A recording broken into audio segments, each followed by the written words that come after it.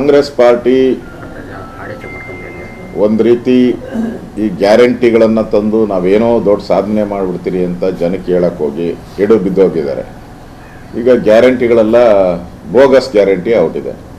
ಮತ್ತು ಶಾಸಕರೆಲ್ಲರೂ ಕೂಡ ಈ ಗ್ಯಾರಂಟಿನ ತೆಗಿಬೇಕು ಅಂತೇಳಿ ಡಿಮ್ಯಾಂಡು ಕೂಡ ಇಟ್ಟಿದ್ದಾರೆ. ಮತ್ತು ಸರ್ಕಾರದಲ್ಲಿ ಹಣ ಇಲ್ಲ. ಈಗ ಮದ್ಯದ ತೆರಿಗೆಯನ್ನು ಮತ್ತೆ ಮದ್ಯದ ತೆರಿಗೆಯನ್ನು ಮೂರನೇ ಬಾರಿ ಏರಿಸುವಂಥ ಪ್ರಯತ್ನ, ಅದರಿಂದ ರಾಜ್ಯ ಸರ್ಕಾರಕ್ಕೆ 5,000 to 6,000 ಕೋಟಿ ಆದಾಯ ಬರುತ್ತೆ ಅಂತೇಳಿ ಮದ್ಯ ಏರಿಕೆಯನ್ನು ಮಾಡ್ತಾ ಇದ್ದಾರೆ.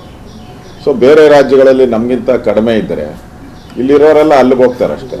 ಸರ್ಕಾರಕ್ಕೆ ಲಾಸ್ ಆಗ್ತೈತೆ ಅದರಿಂದ. ಈಗಾಗಲೇ ಹಾಲಿನ ದರ ರೇಟ್ ಮಾಡಿದ್ದೀರಾ, ಈಗ ಬಸ್ ದರ ರೇಟ್ ಏರಿಕೆ ಮಾಡ್ತೀನಿ ಅಂತ ಹೇಳಿದ್ದೀರಾ, ನೀರಿನ ದರ ಏರಿಕೆ ಮಾಡ್ತೀನಿ ಅಂತ ಹೇಳಿದ್ದೀರಾ, ಸ್ಟ್ಯಾಂಪ್ ಡ್ಯೂಟಿ ಏರಿಕೆ ಆಗೋಗ್ಬಿಟ್ಟಿದೆ, ಪೆಟ್ರೋಲ್ ಏರಿಕೆ ಆಗಿದೆ, ಇನ್ನೇನು ಉಳಿದಿದೆ? ಇನ್ನು ಕುಡಿಯೋ ಒಂದು ಗಾಳಿ ಒಂದಿದೆ, ಆ ಗಾಳಿಗೂ ಒಂದು ಟ್ಯಾಕ್ಸ್ ಹಾಕ್ಬಿಟ್ರೆ ಇನ್ನು ಏನು ಉಳಿದಿರಲ್ಲ. ಟ್ಯಾಕ್ಸ್ ಹಾಕುವಂಥದ್ದು ಉಳಿದಿರೋದು ಒಂದೇ, ಈ ಸರ್ಕಾರ ಬಂದ ಮೇಲೆ ಉಳಿದಿರೋದು ಒಂದೇ ಒಂದು ಗಾಳಿ ಮೇಲೆ. ಆ ಗಾಳಿ ಮೇಲೆ ನಾನು ಒಂದು ತೆರಿಗೆ ಹಾಕ್ಬಿಟ್ರೆ ನಿಮಗೆ ನೋಬೆಲ್ ಪ್ರಶಸ್ತಿ ಕೊಡ್ತಾರೆ. ಆ ಪರಿಸ್ಥಿತಿ ನಿಮ್ಮದು. ನೀವು ಪಾಪರಾಗಿ, ನೀವು ಅವೈಜ್ಞಾನಿಕವಾಗಿ ಗ್ಯಾರಂಟಿಯನ್ನು ತಂದು ಮುಂದಾಲೋಚನೆ ಇಲ್ಲದೆ ಬಡ್ಜೆಟಲ್ಲಿ ಅದಕ್ಕೆ ಸರಿಯಾದಂಥ ಹಣವನ್ನು ಇಡದೆ ಇವತ್ತು ಸರ್ಕಾರ ದಿವಾಳಿ ಆಗಿರೋದ್ರಿಂದ ತೆರಿಗೆಗಳ ಭಾರಗಳನ್ನು ಹೇಳ್ತಾ ಇದ್ದೀರಾ ಮತ್ತು ದೌರ್ಜನ್ಯದಿಂದ ಮಾತಾಡ್ತಾ ಇದ್ದೀರಾ. ಯಾರು ಮತದಾರರಿದ್ದಾರೋ ಅವ್ರ ಬಗ್ಗೆ ಭಾಳ ಕೀಳಾಗಿ ಮಾತಾಡೋ ಅಂಥದ್ದು. ಯಾರು ನಿಮಗೆ ಏಣಿ ಹಾಕಿ ಏಣಿಯ ಹತ್ತಕ್ಕೆ ಅವಕಾಶ ಮಾಡಿಕೊಟ್ರು, ಆ ಏಣಿನ ಒದೆಯುವಂಥ ಕೆಲಸವನ್ನು ಕಾಂಗ್ರೆಸ್ ಅವ್ರು ಮಾಡ್ತಾ ಇದ್ದಾರೆ. ಅವ್ರಿಗೆ ಅನಿಸ್ಬಿಟ್ಟಿದೆ ಮುಂದೆ ನಮ್ಮ ಸರ್ಕಾರ ಬರಲ್ಲ, ಯಾವುದೇ ಕಾರಣಕ್ಕೂ ಇವತ್ತು ನಡೆದ್ರು ಚುನಾವಣೆ ಬರಲ್ಲ, ಮುಂದೆ ನಡೆದ್ರು ಚುನಾವಣೆ ಬರಲ್ಲ. ಅದಕ್ಕೋಸ್ಕರ ಎಷ್ಟಾಗುತ್ತೋ ಅಷ್ಟು ಲೂಟಿ ಹೊಡ್ಕೊಂಡು ಹೋಗಬೇಕು ಅನ್ನೋದು ಅವ್ರದ್ದು ಆಸೆ. ಮತ್ತು ಯಾರ್ಯಾರು ಮುಖ್ಯಮಂತ್ರಿ ಆಗಬೇಕು ಅಂತ ಅವ್ರು ಎಲ್ಲರಿಗೂ ಅನಿಸ್ಬಿಟ್ಟಿದೆ, ಈ ಟರ್ಮಲ್ಲಿ ಆದರೆ ನಾವು ಮುಖ್ಯಮಂತ್ರಿ ಆಗ್ತೀರಿ, ಮುಂದೆ ನಾವು BJP ಅಧಿಕಾರಕ್ಕೆ ಬರ್ತೈತೆ, ನಾವು ಆಗಕ್ಕೆ ಸಾಧ್ಯನೇ ಇಲ್ಲ. ಅದಕ್ಕೆ ಈ ಟರ್ಮಲ್ಲಿ ಬರೋ ಎಲ್ಲರೂ ಮುಖ್ಯಮಂತ್ರಿಗಳು ಅಲ್ಲೇ ಡೆಲ್ಲಿಯಲ್ಲಿ ಮಾಡಿದ್ದಾರೆ. DK ಶಿವಕುಮಾರ್ ಆಯಿತು, ಮೊನ್ನೆ ಪರಮೇಶ್ವರ್ ಅಲ್ಲೇ ಠಿಕಾನ ಊರಿದ್ದಾರೆ, MB ಪಾಟೀಲ್ ಖರ್ಗೆ ಅವರು ಅಲ್ಲೇ ಕೂತ್ಕೊಂಡು ರಾಜಕಾರಣ ಮಾಡ್ತಾ ಇದ್ದಾರೆ. ಮತ್ತು ಅವ್ರದ್ದು ಕಾಂಗ್ರೆಸ್ ಸರ್ಕಾರ ಅತಂತ್ರ ಆಗಿರೋದ್ರಿಂದ ಅಲ್ಲಿ MLAಗಳಿಗೆ ಅತಂತ್ರ, ಅದನ್ನು BJP ಮೇಲೆ ಒರೆಸ್ಬಿಟ್ರೆ ನಾವು ಅಂತ. ಇವಾಗ ಹಣ ಕೊಟ್ಟವ್ರು ಯಾರು? 100 ಕೋಟಿ ಪ್ರೂವ್ ಮಾಡಬೇಕಲ್ಲ ಇವರು. ಹಣ ಇವ್ರಿಗೆ 100 ಕೋಟಿ ಕಳಿಸ್ಕೊಟ್ಟವ್ರು ಯಾರು? ಪ್ರೂವ್ ಮಾಡಬೇಕು. ಪ್ರೂವ್ ಮಾಡಿಲ್ಲ ಅಂತ ಹೇಳಿದ್ರೆ ಈ ಕುಮಾರಸ್ವಾಮಿ ಮೇಲೆ ಹೇಳ್ತಾರಲ್ಲ, Kumaraswamy hit and run case ಅಂತ, ನಿಮ್ಮದು ಅದೇ ರೀತಿ ಆಗುತ್ತೆ. ನೀವು ಕುಮಾರಸ್ವಾಮಿ ಮೇಲೆ ಪದೇ ಹಿಟ್ ಅಂಡ್ ರನ್ ಅಂತ ಹೇಳ್ತೀರಾ. ಈಗ ನೀವೇನು ಮಾಡ್ತಾ ಇದ್ದೀರಾ? ಅಲ್ಲಿ ಕುಮಾರಸ್ವಾಮಿ ಕರೆಕ್ಟು, ನೀವೇ ತಪ್ಪು ಅಂತ ಆಗ್ತೈತೆ. ಅದರಿಂದ ಈ ಸರ್ಕಾರ ಒಂದು ರೀತಿ ಬಂಡತನದಿಂದ ಇವತ್ತು ಎಲ್ಲ ರೀತಿಯಲ್ಲೂ ದಿವಾಳಿಯಾಗಿದೆ. ಮತ್ತು KPSC ಎಕ್ಸಾಮ್ಸು ಅಷ್ಟೇ, ಅಲ್ಲಿ ಹೋರಾಟ ಮಾಡ್ತಾ ಇದ್ದಾರೆ. ನೆನ್ನೆ ಸ್ಟೂಡೆಂಟ್ಸ್ಗಳು ಯಾರಿದ್ರು, ಪರೀಕ್ಷಾ ಸ್ಟೂಡೆಂಟ್ಗಳು, ಅವ್ರ ಮೇಲೆ ಅರೆಸ್ಟ್ ಮಾಡಿ ಅವ್ರನ್ನ ವಿಜಯನಗರ ಸ್ಟೇಷನಲ್ಲಿ ಹಾಕಿದ್ದೀರಾ. ನಮ್ಮ ಯುವ ಮೋರ್ಚಾ ಅಧ್ಯಕ್ಷರನ್ನ ಅರೆಸ್ಟ್ ಮಾಡಿದ್ದೀರಾ. ನಿಮಗೆ ಸರ್ಕಾರ ನಡೆಸೋಕ್ಕೆ ಆಗ್ತಾ ಇಲ್ಲ. ಈಗ ಸರ್ಕಾರ ಅಭಿವೃದ್ಧಿ ಕಡೆ ಗಮನ ಕೊಡೋಕ್ಕೆ ನಿಮ್ಗೆ ಆಗ್ತಾ ಇಲ್ಲ. ನಿಮ್ದೇನಿದ್ರು ಈಗ ಚೇರ್ ಉಳಿಸ್ಕೊಳೋ ಅಂಥದ್ದು. ಅದಕ್ಕೋಸ್ಕರ ನೀವು ಸರ್ಕಾರ ಏನು ಕರ್ತವ್ಯಗಳನ್ನು ಮಾಡಬೇಕಾಯಿತು ಅದೆಲ್ಲವನ್ನ ಬಿಟ್ಟು ನಿಮ್ಮ ಚೇರ್ ಉಳಿಸ್ಕೊಳಕ್ಕೋಸ್ಕರ ಕಾಂಗ್ರೆಸ್ ಪಾರ್ಟಿ, ಕಾಂಗ್ರೆಸ್ನಲ್ಲಿ ಅಧಿಕಾರ ಇರ್ತಕ್ಕಂಥ ಮುಖ್ಯಮಂತ್ರಿಗಳು ಎಲ್ಲರೂ ಕೂಡ ಅದೇ ಕೆಲಸದಲ್ಲಿ ನಿರತರಾಗಿ ಕರ್ನಾಟಕದಲ್ಲಿರುವಂಥ ಎಲ್ಲ ಅಭಿವೃದ್ಧಿ ಕಾರ್ಯಗಳು ಪ್ರಾರಂಭನೇ ಆಗಿಲ್ಲ, ಆಗಿದ್ರು ನಿಂತೋಗಿದೆ. ಈ ಪರಿಸ್ಥಿತಿ ಕರ್ನಾಟಕದಲ್ಲಿ ಇದೆ.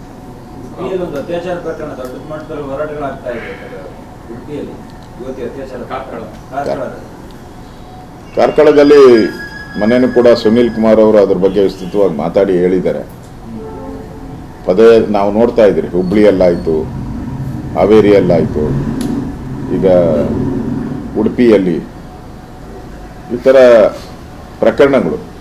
ಒಂದು ರೀತಿ ಇವೆಲ್ಲ ಲವ್ ಜಿಹಾದ್ಗೆ ಲಿಂಕ್ ಇರೋವಂಥದ್ದು. ನೋಡಿ, ಅವ್ರನ್ನ ಪುಸಲಾಯಿಸಿ ಕರ್ಕೊಂಡೋಗಿ ಅತ್ಯಾಚಾರ ಮಾಡಿರೋವಂಥದ್ದು, ಅದರಲ್ಲಿ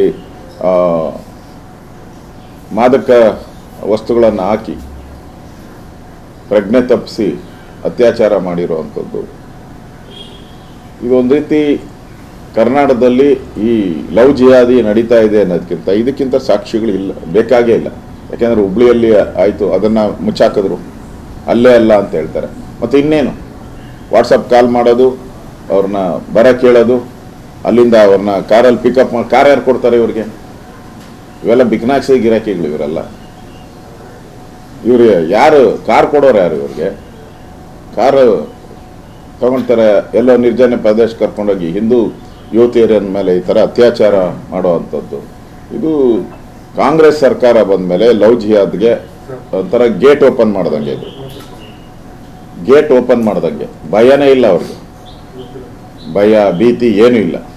ನಮ್ಮ ತಡಿತಾರೆ ಅನ್ನೋ ಭಯನೂ ಇಲ್ಲ. ಮತ್ತು ನಮ್ಮ ಮೇಲೆ ಏನು ಆ್ಯಕ್ಷನ್ ಆಗಲ್ಲ, ನಾವು ಅಲ್ಪಸಂಖ್ಯಾತರಿರೋದ್ರಿಂದ ನಮ್ಮ ಮೇಲೆ ಏನು ಆ್ಯಕ್ಷನ್ ಮಾಡಲ್ಲ, ಮುಚ್ಚಾಕ್ತಾರೆ ಕೇಸು ಅನ್ನೋ ಒಂದು ನಂಬಿಕೆ ಮೇಲೆ ನಿರಂತರವಾಗಿ ಈ ಥರದ ಲವ್ ಜಿಹಾದಿ ಕೆಲಸ ಈ ಸರ್ಕಾರದಿಂದ ಒಂದು ಕುಮ್ಮಕ್ಕಿನಿಂದ ಆಗ್ತಾ ಇದೆ ಅಂತ ಅನಿಸ್ತದೆ.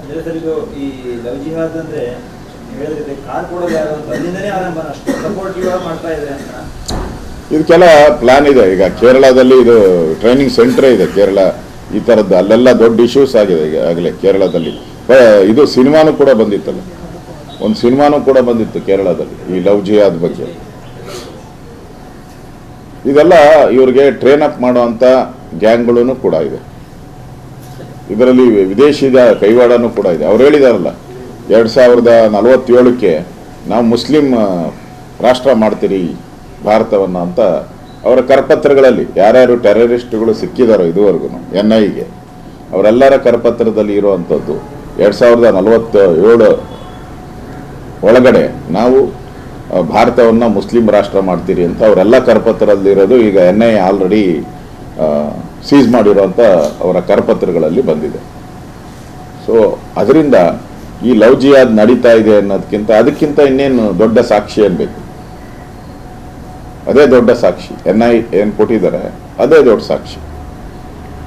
ಸರ್ಕಾರ ಮೂಢ ಹಗರಣ, ವಾಲ್ಮೀಕಿ ಹಗರಣದ ಭ್ರಷ್ಟಾಚಾರದಲ್ಲಿ ಮುಳುಗೋಗಿರೋದ್ರಿಂದ ಸರ್ಕಾರನ ಉಳಿಸ್ಕೊಳಕ್ಕೆ ಅವ್ರಿಗೆ ಬೇರೆ ದಾರಿ ಇಲ್ಲ.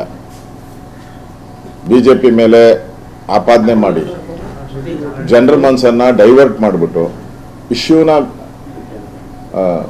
ಬೇರೆ ಇಶ್ಯೂಗೆ ತೆಗೆದುಕೊಳ್ಳುವಂಥ ಒಂದು ಕುತಂತ್ರ ಇದು ಅಷ್ಟೇ.